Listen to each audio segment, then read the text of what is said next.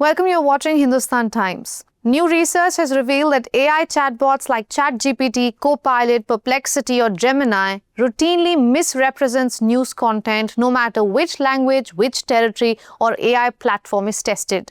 The study was conducted by the European Broadcasting Union with participation from DW as well as other media outlets from Europe, the US and Canada. To get us more insights on this story, let's cross to Berlin and talk to Thomas Sparrow, correspondent from our partners DW. Thomas, good to have you. What's the main outcome of this study? The main outcome of this study is that when users actually ask some of these AI chatbots for news, in many cases, what comes out is misrepresented. And that has to do with sourcing, in other words, not presenting the right source for the information that's presented. It can also be inaccurate elements, such as mentioning the wrong president for a specific country. And also, and this is particularly relevant and interesting, it can also be that these AI chatbots do not differentiate between real hard news and maybe satire or opinion, which definitely plays a role in what kind of information then users receive. In fact, this study stressed that around 45% of answers that users get are in one way or another misrepresented. And what the authors are actually stressing with this study is the need for governments, for regulators, but also for the AI companies to do more when it comes to making sure that users get accurate information when they search for news. Right. Thomas, there has been criticism of the results, of course. Could you go in detail for us what exactly was found? Absolutely. This has created a big debate, especially because these AI chatbots are widely used around the world, the most common obviously being ChatGPT.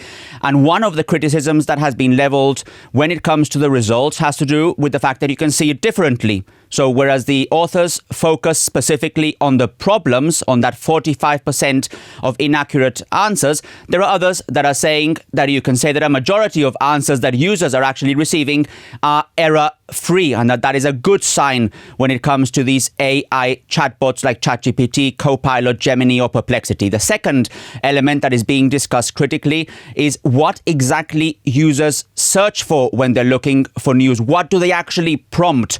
Because while the study also focused on specific sources, those who are criticizing it stress that users are not necessarily looking for specific sources. They want AIs like ChatGPT to actually summarize the news or help them interpret the news and not specifically focus for one brand or one news organization in particular. This is a very important study, of course, which focuses on Europe, the US and Canada. But can it also apply to other regions of the world like Africa, Asia or Latin America?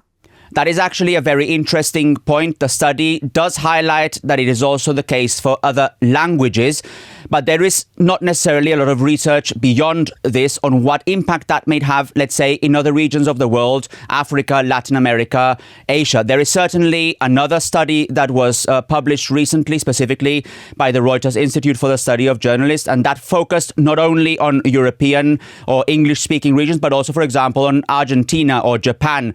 And what that study found, it was looking more broadly at AI use in general, is that while news consumption remains a minority use among ChatGPT users, for example, it is growing, and it is growing specifically in countries like Argentina or Japan. What it also found is that especially young audiences are resorting to these AI chatbots when it comes to helping them understand the news, so summarizing it, giving them additional context. So these are elements that are all playing into a wider debate of A, what people do when they actually ask AI for information, and B, what kind of opportunities but also limitations there are with these different uses. Right. Thomas, the last question is for our viewers. What can users do to be more aware of the limitations of AI chatbots when it comes to news? So one thing is, obviously, and this is what the authors mentioned, the need for governments, regulators and the AI companies to do something.